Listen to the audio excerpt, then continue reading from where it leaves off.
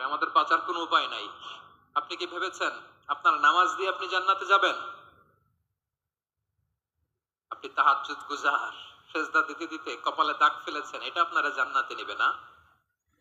আপনি এলাকার সবচেয়ে বড় হাতেম তাই দানশীল, এই দানের ভরসায় বসে আছেন, কশিন কালো না। আমাদের নামাজ, আমাদের রোজা, আমাদের ইবাদত, এগুলোকে মিজানের পাল্লায় উঠালে কোনো ওজনই হবে না। তবে আমাদের একটা কৌশল জানা আছে, আমরা আল্লাহর রহমতের ভিখারি। আমরা সেদিন আগেই গুনার স্বীকৃতি দিয়ে দেব। আমরা বলবো, আল্লাহ তুমি প্রশ্ন করার আগে তোমার একটা কথা বলি, আমারে কিছু জিজ্ঞেস করো না, আমি সব করেছি।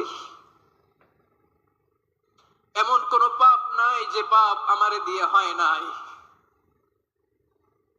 তোমার রহমত দিয়ে তুমি জান্নাতে পাঠাবা, তোমার দয়ায় জান্নাতে যেতে চাই, আমল দিয়ে না। পারবেন বলতে?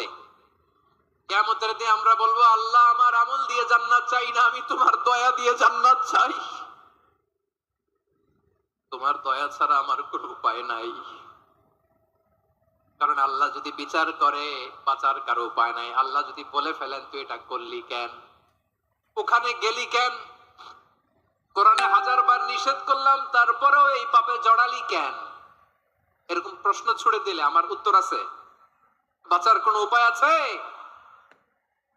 রোজ হাসরে হে আল্লাহ আমার করোনা বিচার, আল্লাহ করোনা বিচার।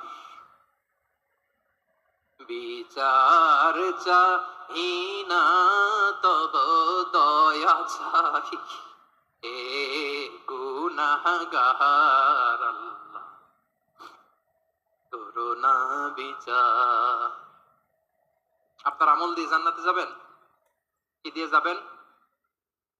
আল্লাহর দয়া দিয়ে। আল্লাহর রহম আর দয়া ছাড়া কেউ জান্নাতের চেহারাও দেখতে পাবে না। আমার প্রিয় ভাইয়েরা, এই দোয়া আল্লাহর কাছে পছন্দনীয় হওয়ার কারণ তিনটা। দোয়ার প্রথম অংশে আছে তাওহীদ, আল্লাহর একত্ববাদের ঘোষণা। এই দোয়ার দ্বিতীয় অংশ আছে তাসবিহ, আল্লাহর প্রশংসা সূচক বাণী। এই দোয়ার 3 নাম্বার অংশ পাপের স্বীকৃতি।